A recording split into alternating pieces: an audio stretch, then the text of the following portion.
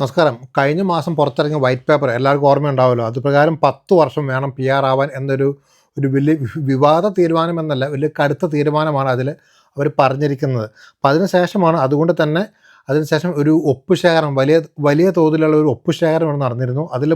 അതിൽ ഏകദേശം 1,60,000 പേരാണ് ഒപ്പിട്ടിരിക്കുന്നത്. ഒരു പരാതിയിൽ, ഒരു ക്യാമ്പയിനിൽ 1,00,000 പേരെങ്കിലും ഒപ്പിട്ട് കഴിഞ്ഞാൽ അതിന് സർക്കാർ അതിന് വിശദീകരണം നൽകേണ്ട ആവശ്യമാണ്. അങ്ങനെ പതിവ് ഇവിടെയുണ്ട്.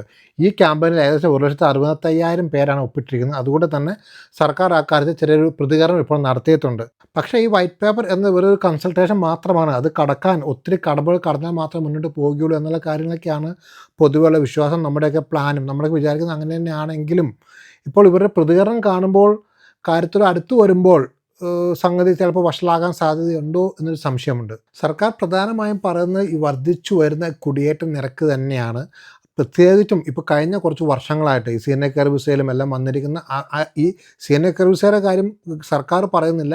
ഇപ്പോൾ ബ്രിട്ടീഷ് മലയാളി മൊത്തം പറഞ്ഞിരിക്കുന്ന പ്രകാരം ഈ അടുത്ത കാലത്ത് വന്ന വളരെ ഉയർന്ന ഒരു കുടിയേറ്റ നിരക്ക്, അതിനെ കടിഞ്ഞാണിടുക എന്നത് തന്നെയാണ് സർക്കാരിൻ്റെ ഒരു പ്ലാനായിട്ട് പ്രതികരണത്തിൽ നിന്ന് മനസ്സിലാവുന്നത്. അതായത് കഴിഞ്ഞ കുറേ നാളുകൾ നിരവധി ആളുകൾക്കാണ് ഇവിടുത്തെ സിറ്റിസൺഷിപ്പ് എടുത്ത് പെർമനൻറ്റ് റെസിഡൻസ് മാറിയിരിക്കുന്നത്.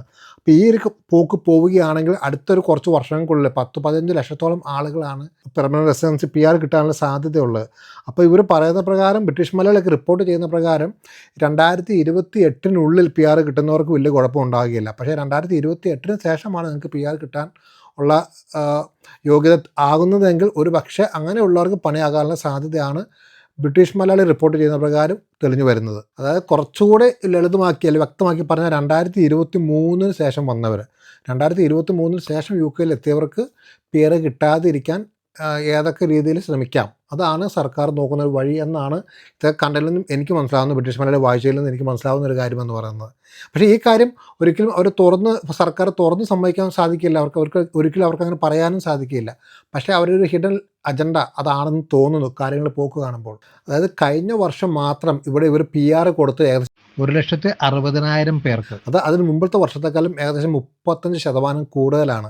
അപ്പം ഇങ്ങനെ മുന്നോട്ട് പോകും തോറും ഈ കണക്ക് കൂടി വരികയുള്ളൂ. അതുകൊണ്ട് തന്നെയാണ് ഈ ഒരു കാര്യത്തിൽ കടിഞ്ഞാണിടാൻ സർക്കാർ ശ്രമിക്കുന്നത് എന്നാണ് കണക്കുകൾ സൂചിപ്പിക്കുന്നത്. അതായത് ഈ കഴിഞ്ഞ വർഷവും ഈ വർഷമൊക്കെ വന്ന ആളുകൾ എന്ന് പറഞ്ഞാൽ 2018-19 കാലഘട്ടങ്ങളിൽ വന്ന ആളുകളൊക്കെയാണ്, അല്ലെങ്കിൽ 20 വരെയുള്ള കാലഘട്ടത്തിൽ വന്ന ആളുകളാണ്. അവരുടെ കണക്കാണ് ഈ 1,62,000 ഒക്കെ പറയുന്നത്. അപ്പോൾ 2020 ശേഷം നമുക്കറിയാം, 19-20 ശേഷം നല്ലതുപോലെ ആളുകൾ വന്നിട്ടുണ്ട്. അതുകൊണ്ടാണ് സർക്കാർ അതിലേക്ക് ആഞ്ഞ് ശ്രമിക്കുന്നത് എങ്ങനെ പിടിച്ചു വെക്കാനായിട്ട്. അപ്പോൾ അതുകൊണ്ട് എനിക്ക് തോന്നുന്നത്, ഞാൻ വിശ്വസിക്കുന്നത് സർക്കാർ അങ്ങനെ ഒരു നിർദ്ദേശം പെട്ടെന്ന് കൊണ്ടുവരാൻ സാധിക്കില്ല, അല്ലെങ്കിൽ അങ്ങനെ ഡിസ്ക്രിമിനേറ്റ് ചെയ്ത് ആളുകൾക്ക് PR കൊടുക്കാതിരിക്കാൻ സാധിക്കുമെന്ന് എനിക്ക് തോന്നുന്നില്ല. അഥവാ അങ്ങനെ പോയാലും കോടതിയിൽ പോയാൽ തള്ളിപ്പോകും എന്ന് തന്നെയാണ് ഞാൻ വിശ്വസിക്കുന്നത്.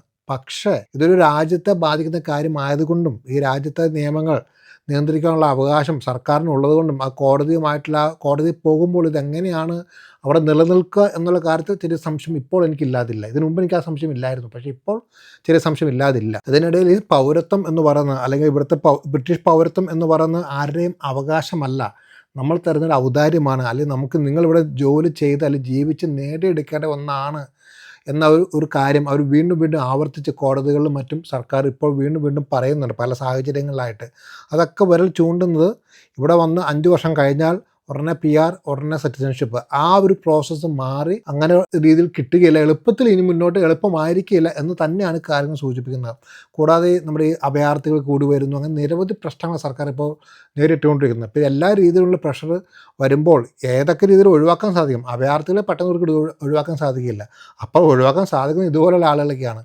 അപ്പോൾ അതുകൊണ്ടൊക്കെ ഒരുപക്ഷെ ഇങ്ങനെയൊക്കെ ചെയ്യാനുള്ള സാധ്യതകളുണ്ട്. ഇങ്ങനെയൊക്കെ ആണെങ്കിൽ 2028 PR കിട്ടാത്തവരെ ബ്രിട്ടൻ ഉപേക്ഷിക്കും എന്ന നിലയിലേക്കാണ് വാർത്തകൾ വരുന്നതെങ്കിൽ കൂടി ഞാനിപ്പോഴും ഒരു ശുഭാപ്തി വിശ്വാസക്കാരനാണ്. കാരണം ഇവിടുത്തെ രീതി വെച്ചിട്ട് അത് അത്ര എളുപ്പമൊന്നും ആയിരിക്കില്ല അതുപോലെ ആളുകൾ പറഞ്ഞു വിടുവാനായിട്ട്. അതുകൊണ്ട് ഇവിടെ വന്നവർക്ക്, നിലവിലുള്ളവർക്ക്, അതായത് പ്രത്യേകിച്ച് 2023-24 കാലഘട്ടങ്ങളിലൊക്കെ ഇവിടെ എത്തിയവർക്ക് ഇവിടെ പിടിച്ചു നിൽക്കാൻ സാധിക്കും, PR കിട്ടും എന്ന് തന്നെയാണ് ഞാൻ വിശ്വസിക്കുന്നത്. അങ്ങനെ തന്നെ സംഭവിക്കട്ടെ എന്ന് തന്നെ നമുക്ക് പ്രതീക്ഷിക്കാം.